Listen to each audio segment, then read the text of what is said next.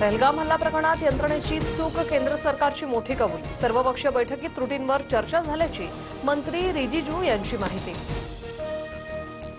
पहलगाम हल्ल्यानंतर सर्वपक्षीयांची 2.25 तास बैठक, केंद्राच्या प्रत्येक कृतीला पाठिंबा। काश्मीरमध्ये शांतता ठेवण्यासाठी सरकारनं पावलं उचलावी, काँग्रेसची भूमिका। विरोधी पक्षनेते राहुल गांधी जम्मू काश्मीर दौऱ्यावर, पहलगाम दहशतवादी हल्ल्यातील जखमींची भेट घेऊन विचारपूस करणार।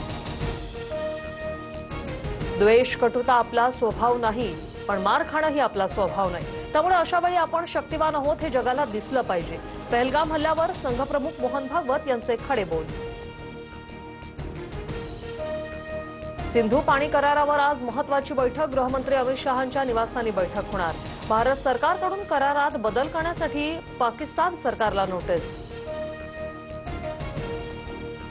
एनआयची टीम डोंबिवली विष्णुनगर पोलीस ठाण्यात दाखल। एनआयची टीम मोने जोशी आणि लेले कुटुंबियांच्या घरी चौकशीसाठी जाणार। पहलगाममधील दहशतवादी हल्ल्यात कुटुंबातील 3 मावस भावांचा मृत्यू।